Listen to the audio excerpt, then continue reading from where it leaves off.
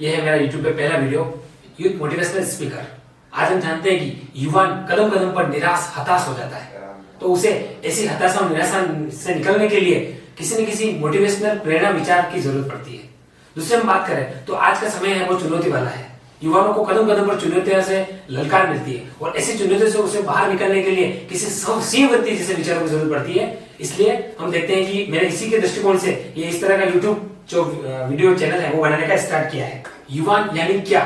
You यानी youth वृत्ति, यानी कि कुछ कर गुजरने की वृत्ति, यानी कि क्रिएटिव थिंकिंग, कुछ सृजनात्मक करने की सोच, यानी कि यूथ। वाह यानी वात्सल्य और न यानी नम्रता। इस तरीके से यूथ वृत्ति वात्सल्य और नम्रता से जो परिपूर्ण है वही सच्चा युवान है। लेकिन आज हम देखें तो युवानों की परिभाषा बिल्कुल बदल गई है। बड़ी सी मोटी सी बाइक, टाइट जींस और पान के गले में सिगरेट के छल्ले उड़ाने वाला, क्या ये युवान है? युवान वो नहीं है। युवान यानी सूर्य की तेजस्विता, चंद्र की शीतलता, पर्वत सा स्थैर्य, समुद्र का गंभीर्य और इंद्रधनुष का सौंदर्य तथा सत्य कारुण्य और प्रामाणिकता जिसके जीवन में है वही सच्चा युवान है, वही सच्ची युवती है। युवान यानी मैं कुछ कर सकता हूं, मैं कुछ बदल सकता हूं और इस तरीके से आई कैन डू की वृत्ति रखने वाला है, यानी कि युवान। और जीवन के कदम कदम पर निराशा की बजाय उसे चुनौती के रूप में स्वीकार करके अपने उत्साह और चमक के साथ उस परिस्थिति से लड़ने वाला और उसका आह्वान करने वाला, यानी कि युवान। हम सब जानते हैं कि स्वामी विवेकानंद जी, जिन्होंने मात्र 30 वर्ष की उम्र में 1893 में शिकागो विश्व धर्म सम्मेलन में अपनी आध्यात्मिक दृष्टि से भारतीय संस्कृति और वेदांत दर्शन को जिस तरीके से अमेरिका और यूरोप वासियों के सामने रखा, उससे संपूर्ण विश्व उनका कायल हो गया। और अगले ही दिन वहां के हेरल्ड अखबार में न्यूज आती है कि भारत जितना सामाजिक, सांस्कृतिक और आध्यात्मिक दृष्टि से परिपूर्ण और मजबूत देश है, उतना विश्व का अन्य कोई देश नहीं।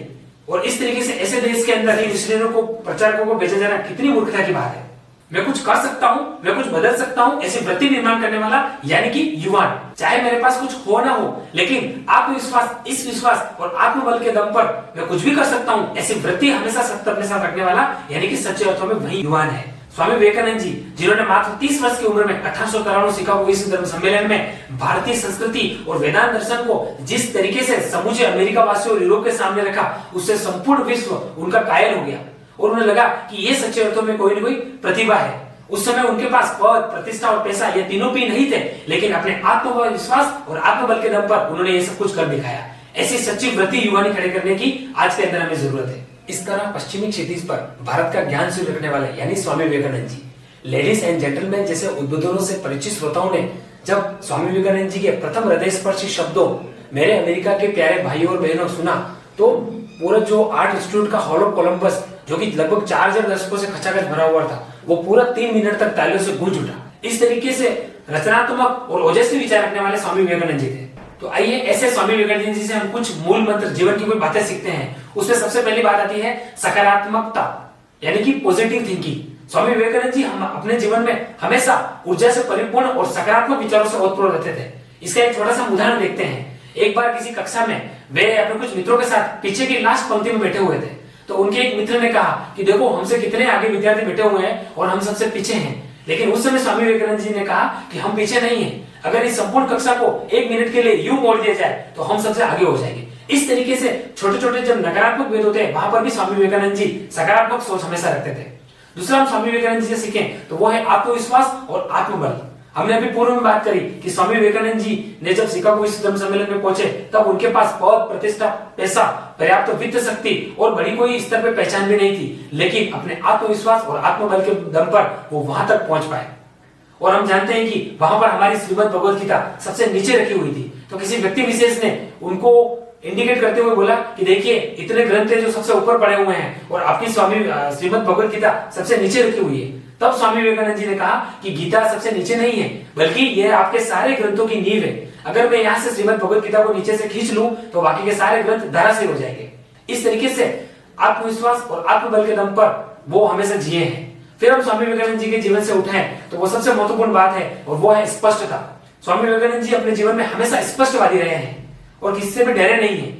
एक बार किसी अमेरिकी दंपति ने उनके कपड़ों पर टिप्पणी करी और कहा कि देखिए आपके कपड़े, तो स्वामी विवेकानंद जी ने उन्हें बड़े जोश उत्साह के साथ बोला कि in your country your tailor makes your personality, but in over country over character makes your personality. और उसके बाद हम स्वामी विवेकानंद जी से सीखें तो वो है भारतीय संस्कृति और अपने वेदांत दर्शन पर आत्मगौरव। उन्होंने हमारी संस्कृति पर हमेशा जीवन में आत्मगौरव खड़ा रखा है।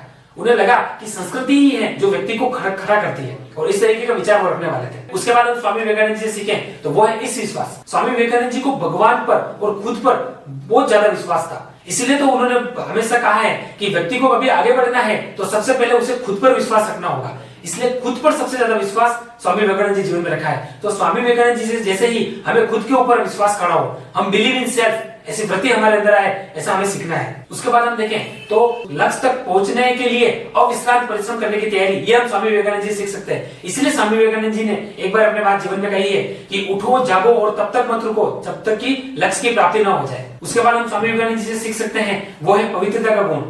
एक बार एक महिला उनके व्यक्तित्व से बहुत प्रभावित हुई और उन्होंने स्वामी विवेकानंद जी से विवाह का प्रस्ताव रखा और कहा कि मुझे आप जैसी प्रभावशाली संतति चाहिए। तो स्वामी विवेकानंद जी ने उन्हें एक ही सेकंड में बोला कि माता जी तो आज से ही मुझे अपनी संतान समझ। इस तरीके से पवित्रता का दृष्टिकोण उनके जीवन में सबसे बड़ा था। और अंत में हम देखें तो स्वामी विवेकानंद जी से सीखने वाली बात है और वो है निडरता का गुण। एक बार स्वामी विवेकानंद जी किसी मार्ग से गुजर रहे थे तो उनके पीछे कुछ बंदर पड़े हुए थे और बंदर उन्हें दौड़ा रहे थे। तो स्वामी विवेकानंद जी भी आगे आगे जा रहे थे। तो उन्हें रास्ते में एक बुजुर्ग व्यक्ति मिला और उन्होंने कहा कि स्वामी जी इतना भाग के आप क्यों जा रहे हैं? तो विवेकानंद जी ने कहा कि ये बंदर मेरे पीछे पड़े हुए हैं। तो उस व्यक्ति ने कहा कि आप यहाँ से एक लकड़ी उठाइए और पीछे मुड़ के इन बंदरों का सामना कीजिए। तो स्वामी विवेकानंद जी ने वैसा ही किया और बंदर आगे की ओर भागते हुए चले। तब स्वामी विवेकानंद जी को लगा कि निडरता का एक ऐसा गुण है जो व्यक्ति को हमेशा मजबूत बनाए रखता है। तो इस तरीके से छोटी छोटी किंतु महत्वपूर्ण बातें रखने वाली चीजें हम स्वामी विवेकानंद जी के जीवन से सीख सकते हैं। इस तरीके से जो किनारों से टकराए उसे तूफान कहते हैं और जो तूफानों से टकराए उसे युवान कहते हैं। ऐसी तूफानी वृत्ति रखने वाले स्वामी विवेकानंद जी को मैं बारंबार प्रणाम करता हूँ। धन्यवाद।